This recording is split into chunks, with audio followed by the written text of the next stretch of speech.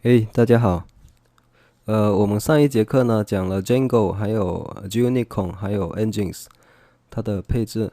那我们这一节课呢就继续下一个部署的环境，也就是我们的 Django 和 Engines，还有 Tornado。呃，这一节课呢，首先我们的实验环境呢是从之前配置好的一个环境开始的。这个环境就是在本地上你可以运行我们的配置的博客。也就是说，这上面还没有其他的东西，你在本地就可以运行。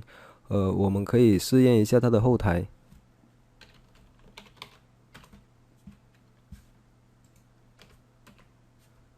也就是说后台也要可以，然后前台呢这边前台也是可以的。那我们就可以继续来下一步的配置。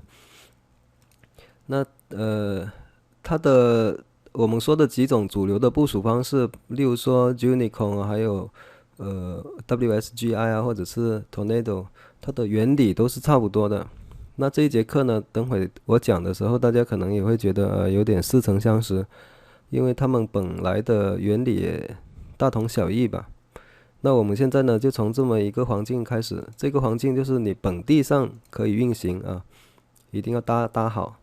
然后我们才来集成到 Engines 还有 Tornado 上面。你看我在本地上运行这命令，现在一切都是没问题的。那我们现在呢就来开始我们的配置。首先是切换到管理员账号啊，也就是 root。那我们第一步，先来安装一个 Tornado。Tornado 呢是通过 PIP 的方式来安装，这样呢比较方便一点。然后我们之前大家配置 Unicorn 呢，也知道我们要建立一些文件啊，就是配置的文件，包括 Engines 也需要一个配置文件。那这一次呢也是一样。那Tornado 的配置文件呢，我们是这样写的。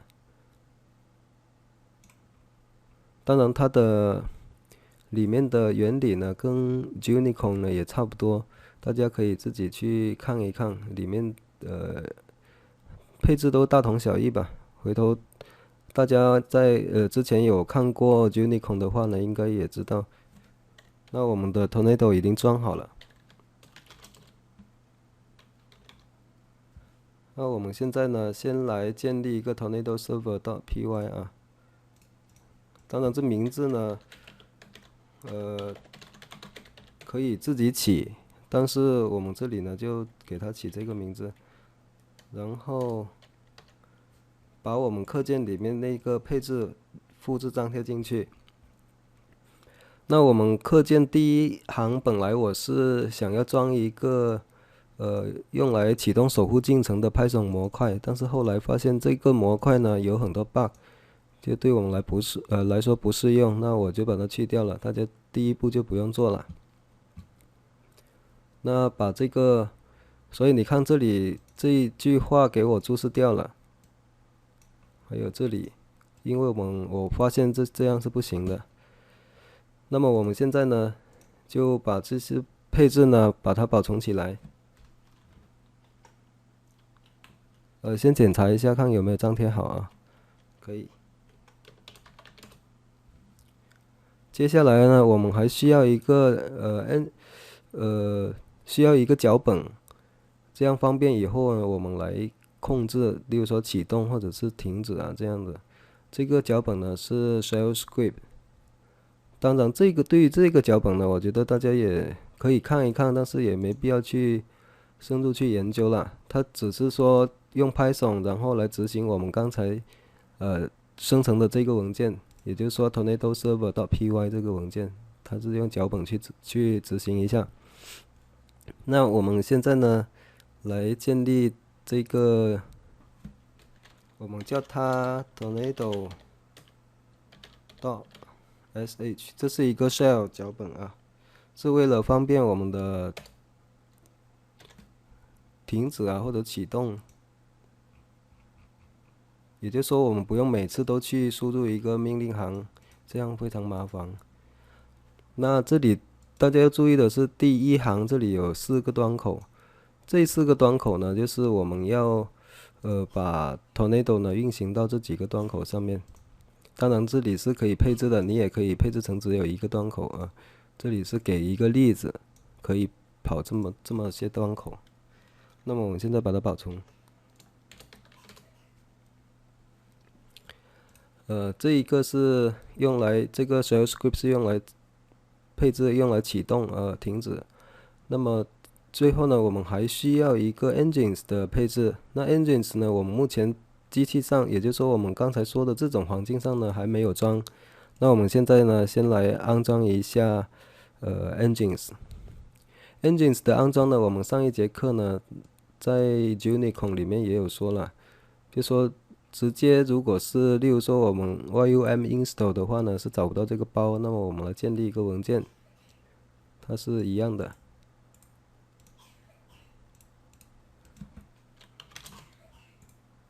那我们这样手动来建立一个文件，这个文件里面呢，我们就填入如下的内容啊。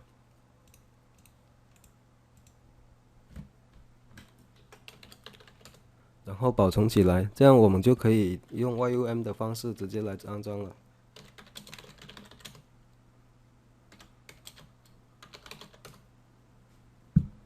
那这样你看它就开始安装。当然安装完之后呢，我们最好就是把它配置成开机启动了，这样我们不用每次都去启动 engines。还有一个就是大家要注意一点，就是 MySQL Server、MySQL 的那个服务器也要同样配置，这样它才会启动。大家可以试一下。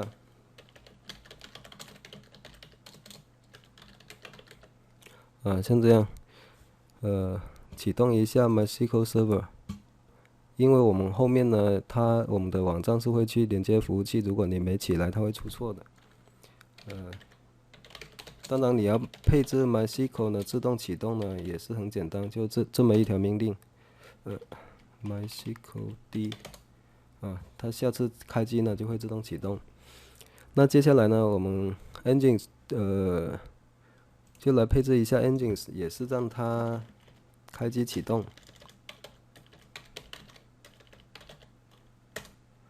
顺便呢把它启动起来。engine 启动起来之后呢，我们可以用 localhost 访问一下看是不是已经装好。那看到这个页面呢，说明已经装好了。装好了，那我们接下来呢就要去修改它的配置了。大家都知道 engines 它默认的配置在这里啊。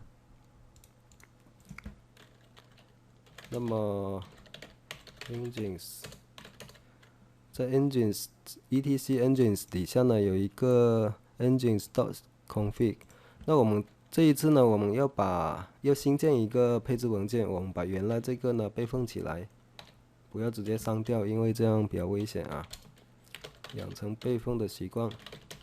那么我们把这个呢备份成加个 BAK， 这样把它备份起来。然后我们再来新建一个。新建一个呢，我们现在把我课件这边呢有一个 engines 的配置呢，把它复制粘贴过来。当然这里面呢，它的详细的意思也是跟我们上一节课 Unicorn 里面呢基本差不多的。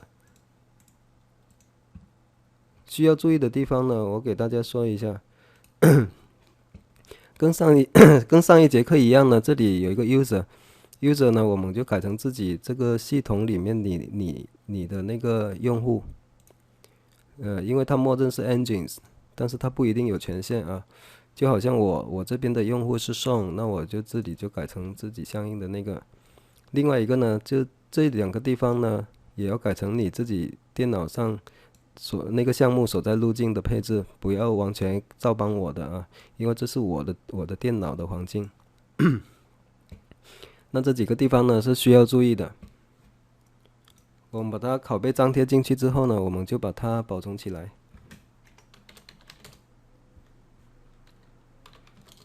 那么我们再返回我们博客的源码所在的目录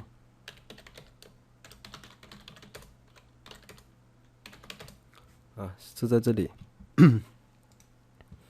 那我们接下来呢，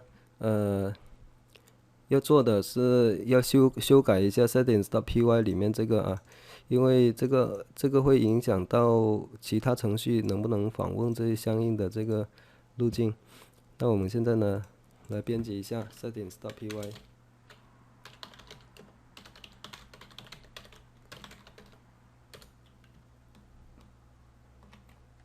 大家可以看到这里有个允许的主机，那么我们这里加个 localhost，或者是你有，例如说你网站有一个域名，我们加上去，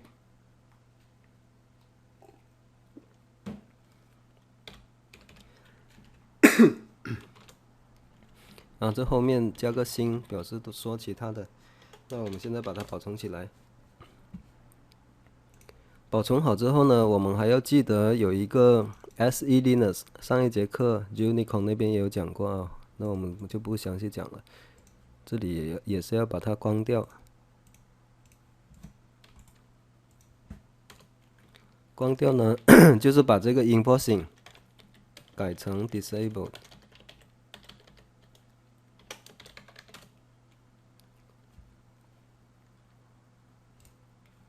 那做了这些配置之后呢，我们先让它机器让它重启一下，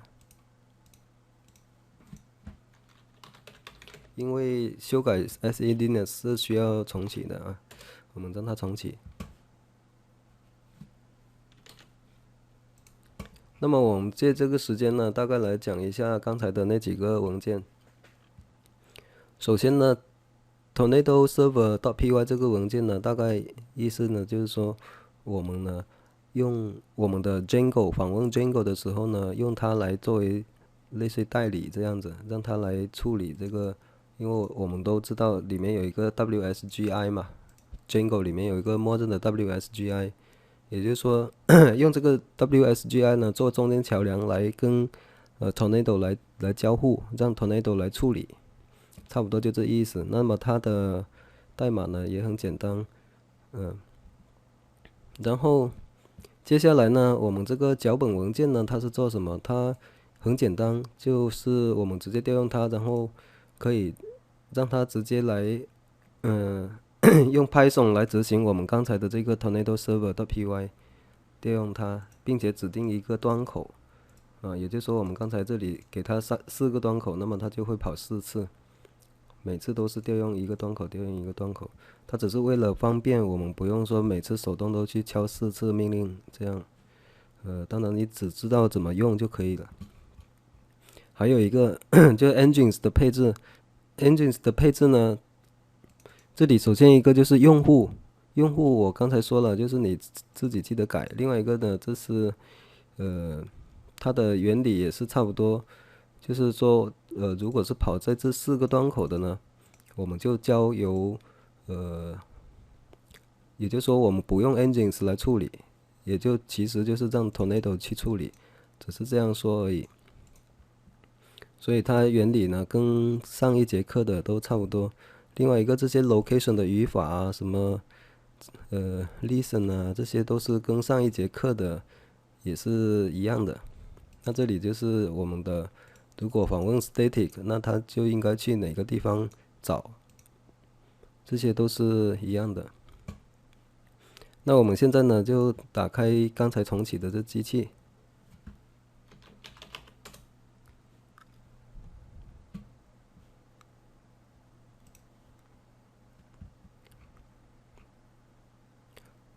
在用户这里呢，大家一定要注意啊！我刚才自己做了很多实验，那经常失败是因为这用户权限的问题，因为它默认是 engines 的用户。engines 的用户并没有权限去访问我们博客的这些源码或者是 static 目录，所以刚才呢造成了很多的问题啊，我也是调了半天。那之前这个守护进程的这个模块之所以我可以不用，是因为我后来就把它去掉了，直接改成了 Linux 自带的一个命令叫 nohub，大家也可以去百度一下这个命令啊。这个是让例如说我们 Python 然后执行一个 Python 文件呢，本来它是一直会在那等你执行完啊，然后退出。那对于我们像启动几个服务的话呢，那就不可能说这样来跑，因为我们想让它跑4个端口，那么就1、2、3、4一次就全部跑下来，而不是跑了800，然后一直就停了，然后这后面的都没跑，所以要用到 nohub 的命令。那具体的这命令的用法呢，大家也可以去搜，因为毕竟是 shell script 的东西。那我们启动了，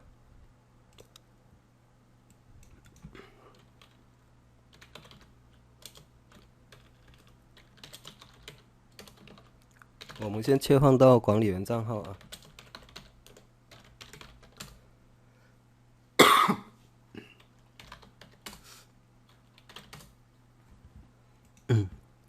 那我们的 tornado.sh 我们需要给它执行的权限，它才能跑。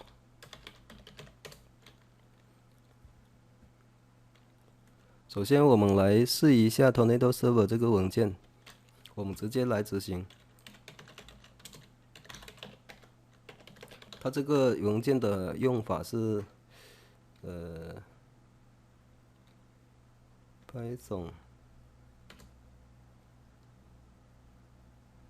好像是要指定一个端口。那我们先试一下吧。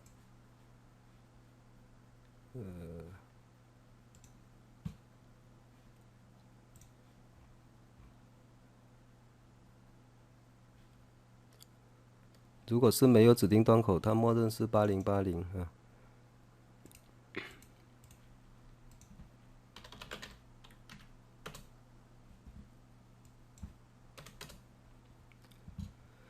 大家可以看到啊，8080，但是这页面怎么是这副鸟样呢？它主要是因为访问不了这些静态文件，我的猜测啊。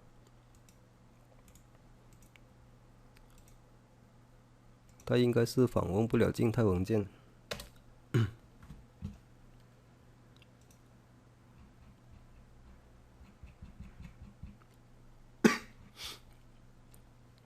那我们现在呢，先把那个权限把它改好吧。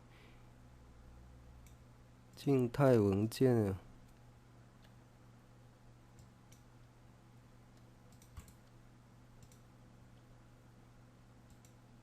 这个好像可以访问，为什么会访问不了呢？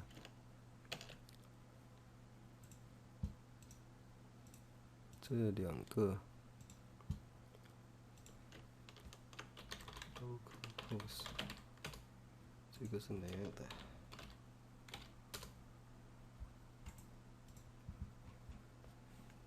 那我们现在呢，先来处理一下。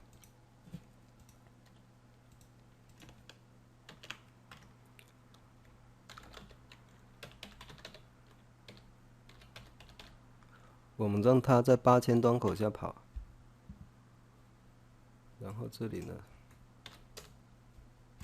是8000。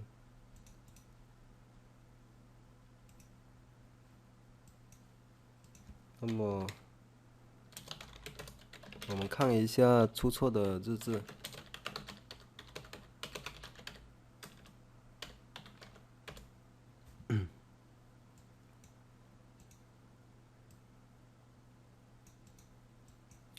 那么这里是因为我们的刚才的 engines 这边呢说是让它来处理这4个端口，但是我们只启动了1个。那我们现在这样吧，我们呢直接来执行刚才的批处理shell script 啊 tornado.sh 这里呢可以传一个 stop， 它就会把所有已经启动的干掉。那 start 就是启动，你可以看到啊，它启动了4个端口8000到8003，那它所有的日志呢都放到这个文件里面。然后呢，我们就来打开 localhost 啊，大家可以看到哈，它可以访问这些。然后我们进去后台看一下，那后台也可以访问，但是后台有一个问题，就是这些静态文件都找不到。这个问题呢，在上一节课的Gunicorn 的配置那里，大家应该也记得哈，就是原因是因为我们的 admin 的目录呢并没有同步过来，那怎么办呢？我们现在呢先编辑一下 settings.py，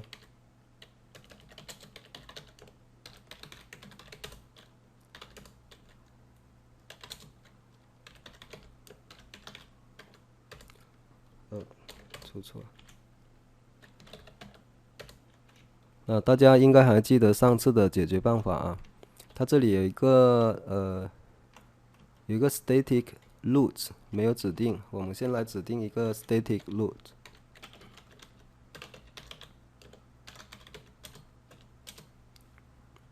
那语法呢，跟这下面的 media root 是一样的，只是我们上次呢是把它名字叫 collected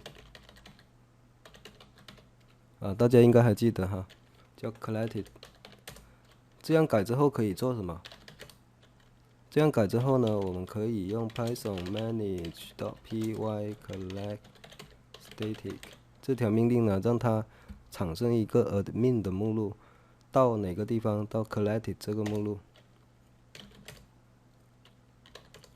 那大家可以看到啊，到这里有一个 collected， 这里面呢有一个 admin。那么我们现在的 static 有没有呢？那肯定是没有，我们可以看一下，你看里面没有这个东西，所以我们访问后台的时候呢，它就找不到静态文件，对吧？所以我们现在呢把这个 admin 呢拷贝过来，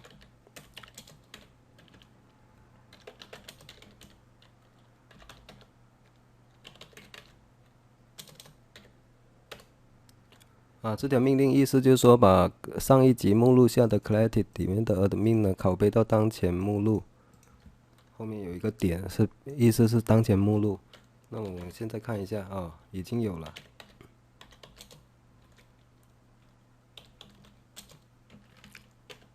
那我们给它一些权限。好，现在我们再试一下。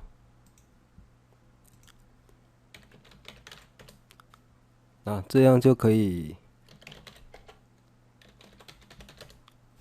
登录后台。那我们为了看一下行不行，我们就来发一个文章。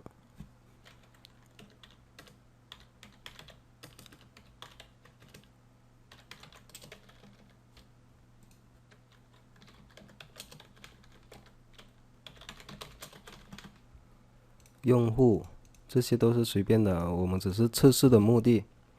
那么我们现在保存起来，这边没有。好，保存起来，然后我们再回去主页。啊，要知道我们现在的这个访问呢，当然虽然看起来跟一开始是一样，但是现在完全不同的是，我们的程序是通过 Tornado 来处理，然后呢，我们现在直接访问的是 engines，engines 呢会决定哪些内容呢是需要通过例如说8000端口啊到8003这些端口呢是通过我们 Django 来处理的，然后其他的像访问静态文件啊之类的是直接通过 engines 来处理。那跟我们一开始的那个在本机跑的那个环境呢已经是完全不同了。所以大家可能也有点疑问，就是我如果要看那些出错，例如说我现在出错了，我要怎么看？那首先呢 ，engines 的出错日志呢是在在这个地方啊，我们的配置刚才 engines 的配置呢，大家去看一下应该就知道了。它的路径也是可以改的，那我们是放在这个地方，那大家如果是配置的过程中有什么出错，首先这边也可以看，例如说我们之前出错是因为它找不到 admin 底下的那些静态文件哈，它会记录到这里。那么另外一个呢，就是还有 Django 的出错呢，它是记录到哪里？大家可以看到这边有一个 no hub out， 这里呢是我们 Django 的一些打印的信息，包括这些其实是我们 Django 里面打印出来的啊。那这节课呢我们就讲到这里，如果有什么问题，大家也可以给我留言。另外一个呢就是我们这种环境的配置呢，其实有时候是跟你的操作系统啊各方面都是有非常大关系的。就算你是跟着我做，可能也有一些小问题啊或者什么的，这些也是非常正常的。并不可能说有那么一节课说可以让所有人都非常顺利，说我这不会遇到其他问题。所以大家遇到问题呢，大家可以到网站上面麦子教学网上面呢来向我提，然后我会给大家一些回复。那我们这节课呢就讲到这里，下一节课我们再见，谢谢大家。